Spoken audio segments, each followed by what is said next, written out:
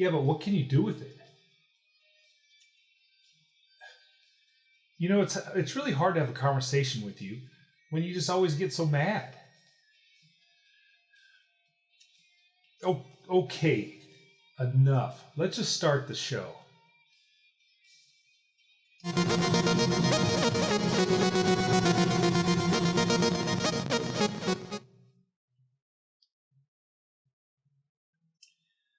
Welcome to another episode of the Mighty Code Coder.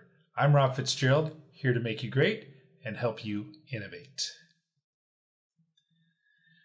In this episode, we're going to continue building our VPC by allowing our private subnet to access the internet. We are going to do this through an NAT instance. We will have to build it in our public subnet and allow our private subnet to use it. Basically, our database server needs to access our web server in order to gain access to the internet. Remember, the data from our database remains private. However, the DB server can use the NAT instance to get software updates, as I will demonstrate here. In order for you to see this more clearly, let's draw this up first.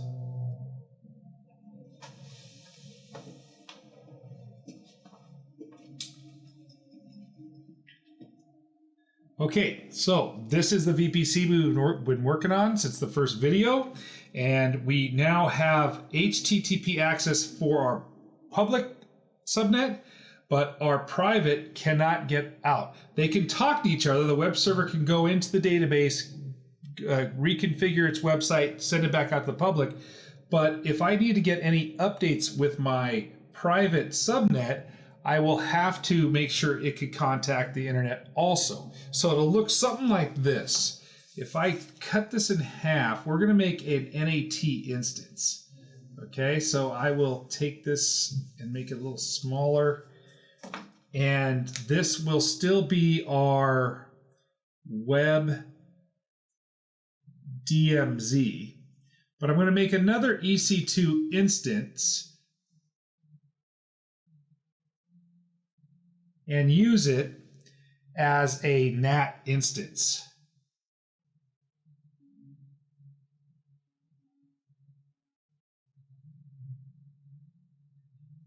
This will be public. It'll have its own IP address, and then my private subnet will be able to use it to clear a way to the internet.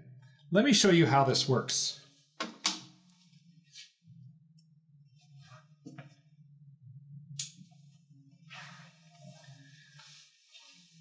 All right, calm down. All right, nice.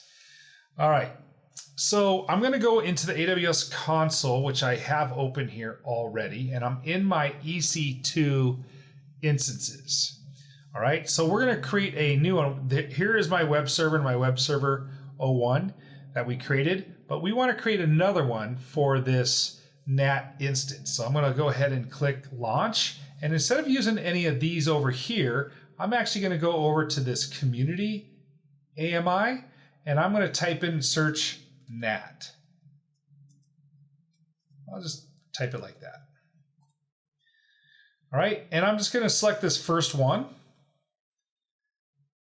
and we'll take the free T1 micro. Let me make sure I made this error before, and of course, you should be trying to make errors every day, but I didn't let you guys see the bottom down here over there.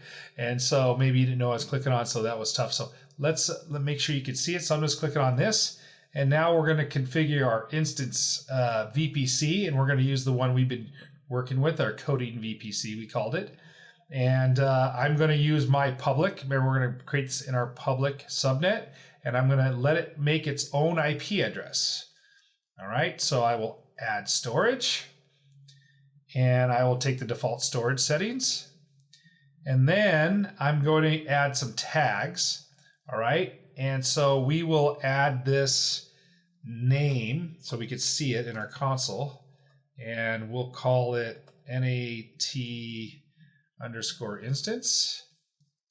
All right, and the security group I'm going to use is going to be the existing one.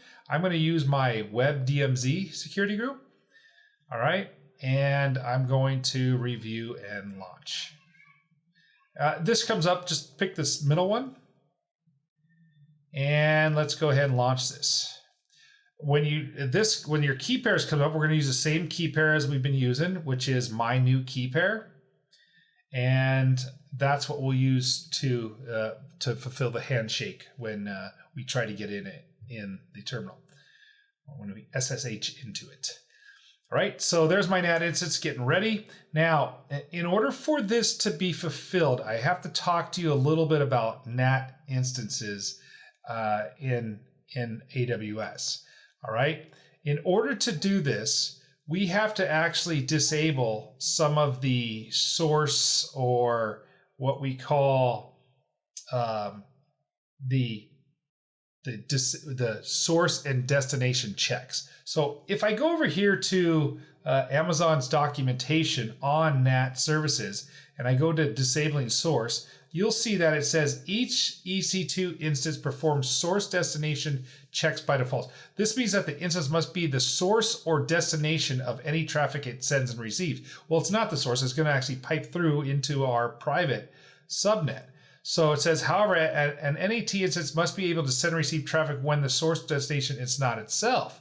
Therefore, you must disable the source destination checks on the NAT instance. So that's good information, and we have to do that now. But I did want to take time to show you that there's great documentation on AWS about all of this stuff. And so if it's confusing, dig into some of those documentations and read them, and they're very descriptive. All right, so in order to do that, I'll click on my NAT instance, not my DB server. You got to remember, when you click these, that it doesn't turn the other one off. And sometimes I feel like it does, and you can make some errors because you have multiple ones selected. So make sure you check to see which ones you have selected first. And then you have a NAT instance, and we're going to go to Actions, Networking, and in here, we're going to change our source destination check. Okay, just like the documentation said. And it says, do you want to disable it? And yes, we do. Okay. All right, nice. So we got that done. So now what we have to do is we're going to have to try to make a route. We're going to have to create a route so the DB server can talk to this NAT. Okay, and remember, route tables are done in our VPC. So I now need to go to VPC. So I'll go here. All right, and I'll go to my VPCs, and I'll go to my route tables. And remember, I have two. Okay, one's the main, and I want to do this to the main. And if I click on main and come down here to routes, you'll see I can edit routes, and then I can add a route. Remember, when we add this route, we're going to add a port to the internet. All right, so like that. And then how are we going to get there? We're actually going to get there through an instance, and it's going to be my NAT instance. Okay, something like that. And then I'll hit Save Routes. Okay, so it was added successfully. Looks good. And you see there it is, and it's active. So now what I should do is copy my private IP address, because I'm going to go in there and see if it can now hit the internet. All right, so I'm going to go back to my EC2, go to my DB server, and I'm going to find, there's my private IP address. I'm going to copy that. And then I'm going to now go into my terminal where I already logged in. Hopefully you remember how to do this. If not, see my previous videos. I already logged into my public subnet. Okay, so now let's go ahead and log into my private subnet. Okay, if I go LS, you see that I have my new key pair already in there, because my private's going to ask, hey, do you have the private password? And it's going to see in my files, I do. All right, so let's go ahead and SSH EC2 user. And then let's go with that IP address. There it is. And let's go, I think it's -I, my new key pair.pem. Okay, and so if I hit return, it's going to ask me, are you sure you want to go in here? And yes, I do. And so I'm in there, but that's nothing new. We already had that. What we want to do is see if we could do any updates. All right. To update this, I have to be a super user. So if I go sudo su, all right. And then let's go ahead. Oh, by the way, I should show you, I'm in my private one because it's a 2 right here. Okay. And now let's go ahead and try to do an update. If I do an update, it has to go on the internet to find these updates. So let's go yum update. Y. And there it is. It's doing some updates. It's finding all updates and it's putting them in there. So obviously that private subnet went to my public, got access to the internet, and now it is downloading all the updates for it. And you can see there it's working. Okay, so now we have my public subnet can talk to my private and get information out of its database. My database server can go through my public and access the internet and keep all my database files safe, but yet do all the updates. Okay, so it's done with the updates. So I'll clear this out. And there you have it. All right, so very, very nice. So this is obviously something that you would do if you want to update that DB server. That always happens like that, to where those servers get updates all the time, and you got to be able to get on the internet to get all those updates. Okay, so now my private subnet is using my public subnet's NAT instance to install MySQL Server and MySQL Server updates. Boom, internet connection established. So that does it for this episode.